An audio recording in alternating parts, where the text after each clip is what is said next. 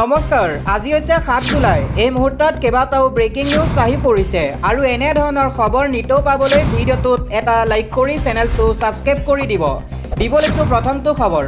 বিধায়ক পদ হেৰুৱাব নেকি অখিল গগৈয়ে? নিৰ্বাচন আয়োগত ভুল তথ্য দি বিপদত পৰিছে অখিল গগৈ। মিছা কথা কৈ বিধানসভাত ধৰা পৰিল অখিল গগৈ।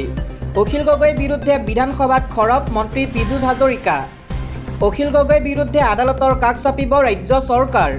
অখিল গগৈৰ বিৰুদ্ধে বিস্ফোৰক তথ্য ফাদিল কৰি এই ঘোষণা কৰিছে মন্ত্ৰী পীযুষ হাজৰিকাই। নিৰ্বাচন আয়োগত ভুল তথ্য দাঙি ধৰিছে অখিল গগৈয়ে। অখিল গগৈৰ বিৰুদ্ধে ৰাজ্যৰ বিভিন্ন থানাত আছে 150টা কেছ, কিন্তু নিৰ্বাচন আয়োগত তথ্য দিছে মাত্ৰ 23টা কেছ আছে অখিল গগৈৰ ওপৰত। অখিল গগৈৰ বিধায়ক পদ খাৰিজ কৰা দাবী বিজেপি বিধায়কৰ। ইয়াৰ পাছৰ খবৰ, অনন্ত কাললৈ থাকিব অসমীয়া ভাষা, ব্লেকমেইলিং কৰি লাভ নাই। এই মন্তব্য মুখ্যমন্ত্ৰী হিমন্ত বিশ্ব শৰ্মাৰ।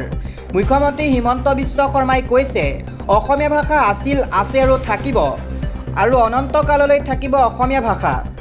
লোকপিয়লৰ কথা কৈ অসমীয়া মানুহক ব্লেকমেইলিং কৰিব নোৱাৰিব।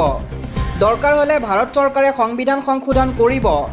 অসমৰ চৰকাৰী ভাষা অসমীয়াই হৈ থাকিব। ভাষাক লৈ সিমানখিনি কৰা ইচ্ছা আৰু সাহস মোৰ আছে। অসমীয়া ভাষাক লৈ এই ডাঙৰ মন্তব্য কৰিছে মুখ্যমন্ত্ৰী হিমন্ত বিশ্ব শৰ্মাই। আহি পৰিছে আন এটা খবৰ, আম্বানী আদানী অসমলৈ কিয় আহিব? আমি তেওঁলোকক দিবলৈ কি আছে? এই প্ৰশ্ন মুখ্যমন্ত্ৰী হিমন্ত বিশ্ব শৰ্মাৰ। মুখ্যমন্ত্ৰী হিমন্ত বিশ্ব শৰ্মাই কয়, মহাৰাষ্ট্ৰত কাম কৰি আছে, উৰিষ্যালৈ যাব, তাত তেল কয়লা সোণৰ ভাণ্ডাৰ আছে, আমাৰ ইয়াত কি আছে? আদানীয়ে নিৰ্মাণ কৰা বিল্ডিং কিনিব পৰাকৈ অসমীয়া মানুহ ইমান ধনী হোৱা নাই নহয়। আদানীয়ে নিৰ্মাণ কৰা বিল্ডিঙৰ বৰ্গফুট 20,000 টকা। অসমত এই দামত কিনিবলৈ আৰু 20 বছৰ ৰ'ব লাগিব। অসমত কোনে কিনিব? ইয়াত প্ৰত্যেক ততৈকে বনাব লাগিব। 5-6 হাজাৰ টকা দাম বৰ্গফুটত। মইহে আদানী আম্বানীক মাতি থাকোঁ, তেওঁলোক নাহে নহয়। এনেই তেওঁলোকৰ নামবোৰ ওলাই থাকে। এইদৰে এতিয়া প্ৰতিক্ৰিয়া প্ৰকাশ কৰিছে মুখ্যমন্ত্ৰী হিমন্ত বিশ্ব শৰ্মাই। দিব লৈছোঁ ৰাজনৈতিক প্ৰেক্ষাপটৰ এটা খবৰ। নিশা মহানগৰীত বিজেপি নেতাৰ গুণ্ডাগিৰি। নিৰীহ যুৱকক গোলাগুলকৈ প্ৰহাৰৰ অভিযোগ বিজেপি নেতাৰ বিৰুদ্ধে। বিধায়কৰ ঘনিষ্ঠ হিচাপে পৰিচয় দি গুণ্ডাগিৰি যুৱ নেতা অভিলাষ দত্তৰ। গাড়ী অভাৰটেক কৰাক লৈ লতাশিলত অতি বেয়াকৈ প্ৰহাৰ কৰা হয় যুৱকজনক। প্ৰাণে মৰা ভাবুকি দিয়াৰ অভিযোগত যুৱকজনৰ লতাশিল থানাত এজাহাৰ দাখিল। CCTVত বন্দী হৈছে অভিলাষে যুৱকজনক প্ৰহাৰ কৰা সমগ্ৰ দৃশ্য। দিব লৈছোঁ আন এটা খবৰ, বাংলাদেশী খেদাৰ নামত ভাৰতৰ মুছলমানক অত্যাচাৰ। এই মন্তব্যৰে সদনত গৰজি উঠিল AIUDF। বাংলাদেশী বিতানক লৈ সদনত মহাবিস্ফোৰণ AIUDFৰ। মৌলানা বদউদ্দিন আজমল আৰু মুজিবুৰ ৰহমানে আনিলে ডাঙৰ অভিযোগ। উজবেকৰ নামত স্বদেশী লোকক অন্যায় অত্যাচাৰ কৰিছে চৰকাৰে। যুগ যুগ ধৰি বসবাস কৰি থকা মুছলমানক পঠাই দিয়া হৈছে বাংলাদেশলৈ। নলবাৰীৰ ছাকিনা বেগমক অন্যায় অত্যাচাৰ কৰি বাংলাদেশৰ জেলত ভৰাইছে। ৰাতি আন্ধাৰক সুযোগ লৈ পঠিয়াই দিয়া হৈছে বাংলাদেশলৈ। সেইজনী ছাকিনা বেগম এজনী গৰীয়া সম্প্ৰদায়ৰ মহিলা। এই দেশত আইন কানুন নোহোৱা হৈছে নেকি বুলিও প্ৰশ্ন উত্থাপন কৰিছে AIUDFে। আন এটা খবৰ, জাননী নিদিয়াকৈ মুছলমানক উচ্ছেদ। উচ্চতম ন্যায়ালয়ত দ্বাৰস্থ হ'ব বদউদ্দিন আজমল। বিধানসভা চৌহদত উচ্ছেদক লৈ এই ডাঙৰ মন্তব্য কৰিছে বদউদ্দিন আজমলে। উচ্চতম ন্যায়ালয়ত দ্বাৰস্থ হ'ব মৌলানা বদউদ্দিন আজমল। জাননী নিদিয়াকৈ চৰকাৰে মুছলমানক উচ্ছেদ চলোৱাৰ অভিযোগ উত্থাপিত কৰিছে বদৰুদ্দিন আজমলে। বছৰ বছৰ ধৰি খিলঞ্জীয়া মুছলমানক উচ্ছেদ কৰিছে চৰকাৰে। এই সকলো উত্তৰ আদালতত দিব লাগে চৰকাৰে। আন এটা খবৰ, মুছলমানসকল ভাৰতৰ মূল নাগৰিক। এই কথা বিজেপিৰ একাংশ নেতা মন্ত্ৰীক বুজাই দিলে RSSৰ জ্যেষ্ঠ নেতাই। মুছলমানসকল ভাৰতত ভাড়াতীয়া হিচাপে নাই। ভাৰতৰ বিভিন্ন অংগ মুছলমানসকল। মুছলমানসকল ভাৰতত গৰ্বৰে আছে, আছিল আৰু থাকিব। ভাৰতৰ হিন্দু মুছলমানৰ পৰিচয় কেৱল ভাৰতীয়। RSS নেতা ইন্দ্ৰেশ কুমাৰৰ এই মন্তব্য। কিছুদিন পূৰ্বে RSS প্ৰধান মোহন ভাগৱতেও কৰিছিল এক ডাঙৰ মন্তব্য। মোহন ভাগৱতে মন্তব্য কৰি কৈছিল, ভাৰতত হিন্দু মুছলমানৰ সমান অধিকাৰ আছে। ভাৰতত হিন্দু মুছলমানৰ কোনো পাৰ্থক্য নাই। ভাৰতত মুছলমান আছে আৰু সদায় থাকিব। দিব লৈছোঁ এটা ব্ৰেকিং নিউজ, মুছলমান কিশোৰীৰে কুকাণ্ড, আটক কৰা হৈছে বিজেপি নেতাক। মুছলমান কিশোৰীৰে দলবদ্ধ কুকৰ্ম উদণ্ড যুৱক দলৰ। মুছলমান কিশোৰীগৰাকীৰে কুকাণ্ড কৰি পেলাই দিয়া হ'ল এটা পুখুৰীত। পুখুৰীৰ পৰা মুৰ্মূৰ্ষ অৱস্থাত উদ্ধাৰ কৰা হৈছে 12 বছৰীয়া কিশোৰীগৰাকীৰ নিথৰ দেহ। এই সমগ্ৰ ঘটনাত নাম সাঙুৰ খালে বিজেপি নেতাৰ। 12 বছৰীয়া কিশোৰীৰ মৃত্যুৰ পাছতে ক্ষিপ্ত ৰাইজৰ উত্তাল প্ৰতিবাদ। ঘটনাৰে জড়িত অভিযুক্ত প্ৰাণ গ'ল ক্ষিপ্ত ৰাইজৰ প্ৰহাৰত। এই ঘটনাত নাম ভাঙুৰ খাইছে বিজেপি নেতা শান্তানু মণ্ডলৰ। পশ্চিমবংগৰ বাৰুইপুৰত সংঘটিত হৈছে এই ভয়ংকৰ ঘটনাৰ তদন্তৰ বাবে SIT গঠন বেংগলৰ বিজেপি চৰকাৰৰ।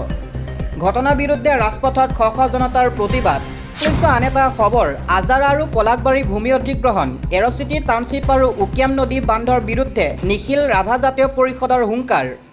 দক্ষিণ কামৰূপৰ আজাৰা পলাকবাৰী অঞ্চলৰ কৃষিভূমি, বনভূমি আৰু পুৰণি জনবসতিপূৰ্ণ এলেকা অধিগ্ৰহণ কৰি চৰকাৰে পৰিকল্পনা কৰা এৰচিটি ছেটেলাইট টাউনশ্বিপ আৰু উকিয়াম নদী বান্ধ প্ৰকল্পৰ বিৰুদ্ধে তীব্ৰ ক্ষোভ প্ৰকাশ কৰিছে নিখিল ৰাভা জাতীয় পৰিষদে।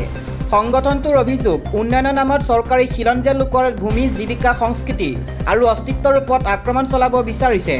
আজি গুৱাহাটীত অনুষ্ঠিত এখন সংবাদমেলত নিখিল ৰাভা জাতীয় পৰিষদৰ সভাপতি বাবুল চন্দ্ৰ ৰাভা আৰু মুখ্য সম্পাদক গোবিন্দ ৰাভা সহ সংগঠনটোৰ নেতৃবৃন্দই কয় যে ৰাভা হাছং স্বায়ত্তশাসিত পৰিষদীয় এলেকা আৰু আজাৰা পলাকবাৰী অঞ্চলত বৃহৎ পৰিমাণৰ কৃষিভূমি অধিগ্ৰহণৰ যি প্ৰক্ৰিয়া আৰম্ভ হৈছে সেয়া সম্পূৰ্ণৰূপে খিলঞ্জীয়া বিৰোধী।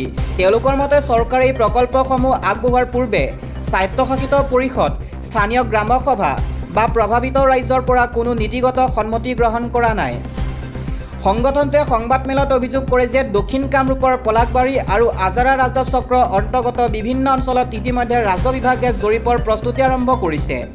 আজাৰা অঞ্চলত এৰচিটি আৰু টাউনশ্বিপ নিৰ্মাণৰ বাবে জাননী প্ৰেৰণ কৰা হৈছে বুলিও তেওঁলোকে উল্লেখ কৰে।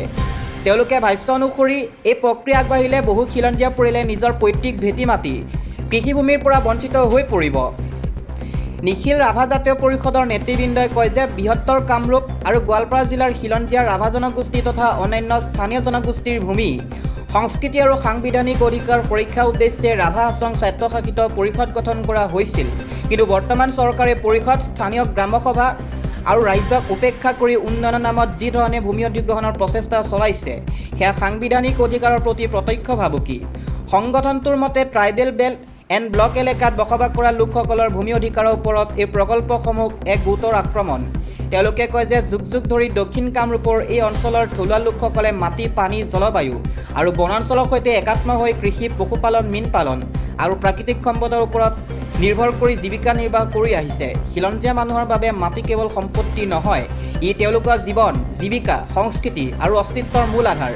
সেয়েহে এই কৃষিভূমি আৰু ভেটি মাটি কাঢ়ি লোৱাৰ অৰ্থ হ'ল অঞ্চলটোৰ লক্ষাধিক লোকৰ জীৱন জীৱিকা বিপন্ন কৰি তোলা।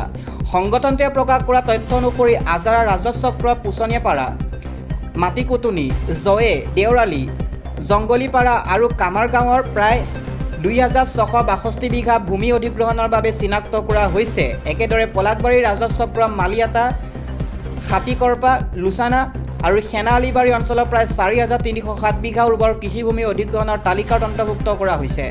সংগঠনটোৰ অভিযোগ, ইয়াৰ পূৰ্বে এই অঞ্চলৰ ৰাইজে ভাৰতীয় ৰেল, অসম ৰাইফলছ আৰু 17 নং ৰাষ্ট্ৰীয় ঘাইপথ নিৰ্মাণৰ বাবে বৃহৎ পৰিমাণৰ কৃষিভূমি এৰি দিবলগীয়া হৈছিল। ফলত এই অঞ্চলটোৰ কৃষিভূমি ইতিমধ্যে যথেষ্ট হ্ৰাস পাইছে। পলাকবাৰী সমষ্টিৰ বৰদুৱাৰ বাগানত প্ৰস্তাৱিত টাউনশ্বিপ প্ৰকল্প লৈও সংগঠনটোৱে গভীৰ উদ্বেগ প্ৰকাশ কৰে। তেওঁলোকে কয় যে মুখ্যমন্ত্ৰীয়ে প্ৰকল্প নহ'ব বুলি মন্তব্য কৰিলেও 2026 চনৰ 7 ফেব্ৰুৱাৰীত কোনো ক্ষেত্ৰভূমি স্পষ্ট নকৰাকৈ পলাকবাৰীৰ প্লট চেণ্টাৰ সন্দৰ্ভত নিবিদা প্ৰক্ৰিয়া সম্পন্ন কৰা হৈছে। ইয়াৰ ফলত বৰদুৱাৰ বাগানৰ 2100টাতকৈ অধিক পৰিয়াল আৰু অঞ্চলবাসী ৰাইজ গভীৰ শংকাত পৰিছে বুলি সংগঠনটোৱে মন্তব্য কৰে। সংগঠনটোৰ নেতৃবৃন্দই লগতে অভিযোগ কৰে যে পুচনীয়াপাৰা, দেওৰালি আদি গাঁৱৰ প্ৰায় 500 পৰিয়ালক উপযুক্ত ক্ষতিপূৰণ বা পুনৰ সংস্থাপন নিদিয়াকৈ উচ্ছেদ কৰা হৈছে। তেওঁলোকৰ মতে এই ধৰণৰ উচ্ছেদ সংবিধানৰ অনুচ্ছেদ 21ত উল্লেখিত জীৱনৰ অধিকাৰৰো উলংঘন। ইয়াৰ সমান্তৰালভাৱে উকিয়াম নদী বান্ধ প্ৰকল্প সন্দৰ্ভতো নিখিল ৰাভা জাতীয় পৰিষদে উদ্বেগ প্ৰকাশ কৰিছে। সংগঠনটোৱে কয় যে উকিয়াম নদীৰ ওপৰত বান্ধ নিৰ্মাণ হ'লে নদীখনৰ স্বাভাৱিক গতি বাধাগ্ৰস্ত হ'ব আৰু ইয়াৰ ফলত নামনি অঞ্চলৰ কৃষি, মীন পালন, জলজ সম্পদ আৰু জৈৱ বৈচিত্ৰ্যৰ ওপৰত সুদূৰ প্ৰসাৰী প্ৰভাৱ পৰিব। ইমান ডাঙৰ প্ৰকল্পৰ ক্ষেত্ৰতো চৰকাৰে এতিয়ালৈকে স্থানীয় মানুহৰ জীৱন জীৱিকা আৰু পৰিৱেশৰ ওপৰত পৰিব পৰা প্ৰভাৱ সম্পৰ্কে কোনো পৰিৱেশীয় আৰু সামাজিক প্ৰভাৱৰ মূল্যায়নৰ প্ৰতিবেদন ৰাজহুৱা কৰা নাই বুলি সংগঠনটোৱে অভিযোগ কৰে।